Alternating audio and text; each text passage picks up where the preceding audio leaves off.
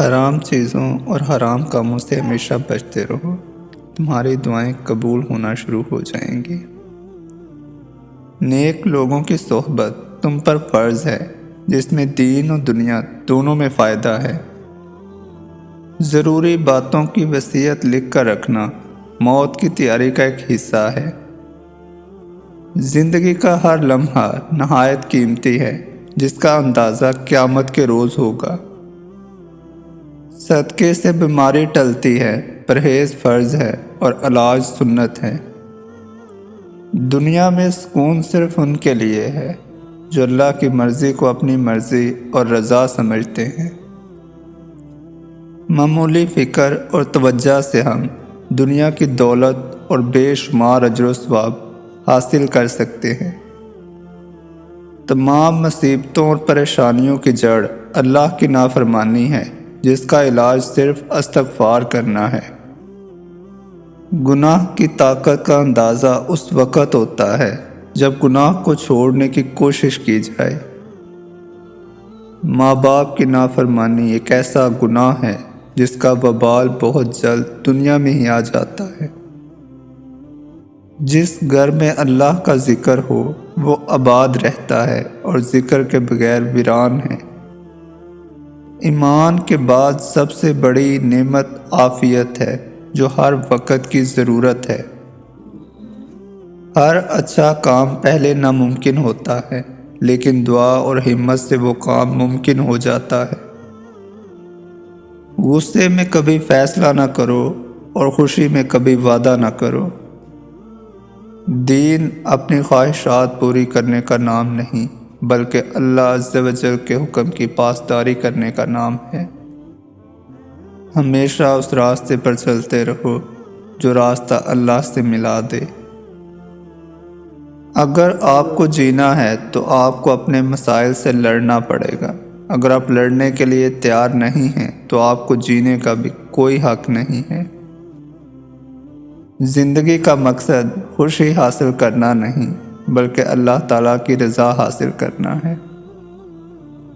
جو بندہ نیکی اور بدی، شرارت اور نفع کا علم نہیں رکھتا، وہ ذلیل و خوار ہوتا ہے اور آخرت کی دولت سے محروم رہتا ہے۔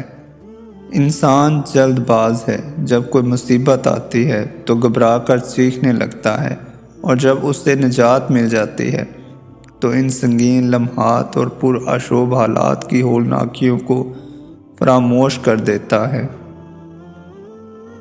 دولت کے بھوکے کو کبھی راحت نصیب نہیں ہوتی، وہ ہمیشہ بے چین و پریشان رہتا ہے۔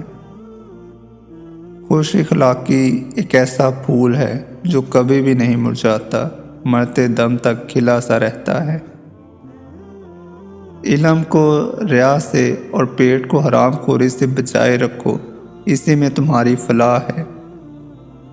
عقل کا ثمر یہ ہے کہ آدمی دوسروں کے حال سے عبرت حاصل کرے اور نیک کاموں میں اپنے خیر خواہوں سے مدد طلب کرے۔ گزشتہ لوگوں کے آثار تمہارے سامنے اس لیے موجود رہے ہیں کہ تم ان سے عبرت کا سبق حاصل کرو۔